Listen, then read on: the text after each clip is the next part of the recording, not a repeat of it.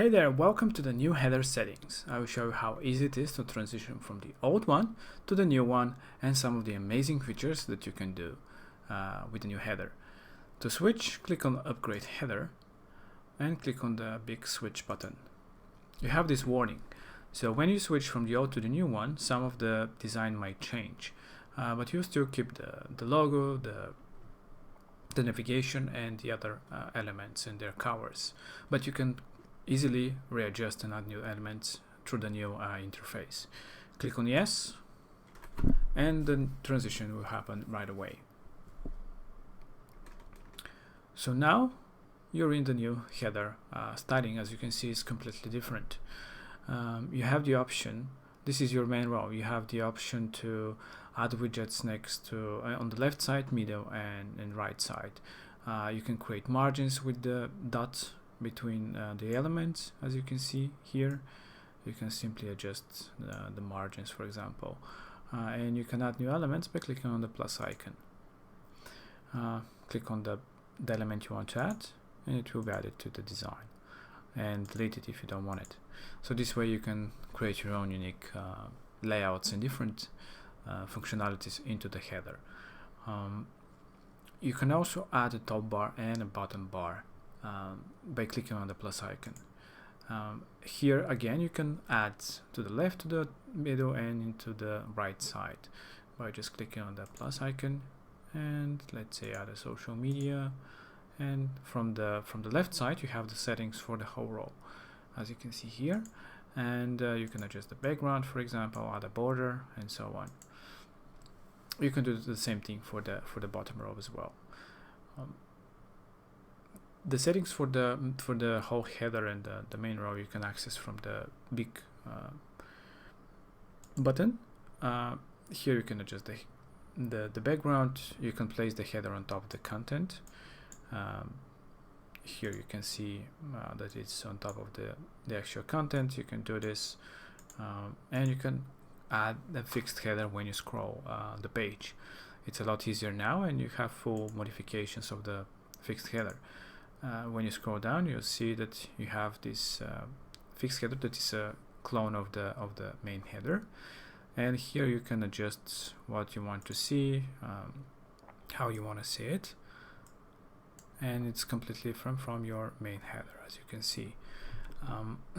If you don't want to see this fixed header all the way through your page editing, you can simply click on the collapse button. That will simply hide it, so it doesn't take real estate from your editing area. You can do the same thing for the main header, but that's going to hide the whole header for the page.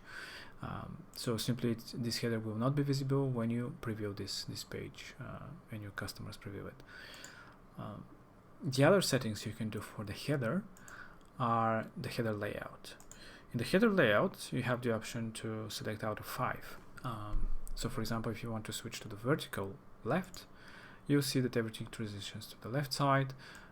You can adjust the margins again, you can adjust between elements, you can drag and drop easily again to adjust the position of the different elements, and you can again go back to the old version.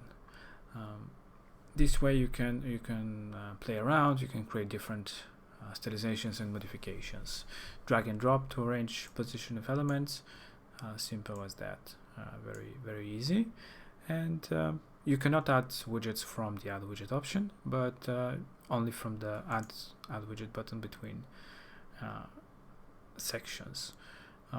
You have these great widgets to work with. You can add call to actions very easily now, and adjust many different settings.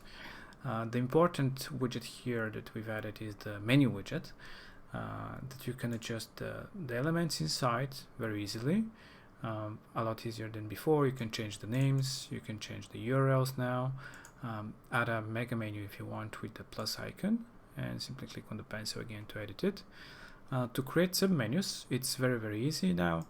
You can simply drag to the right, and it will put it beneath the main item. This way you can create your submenus very easily.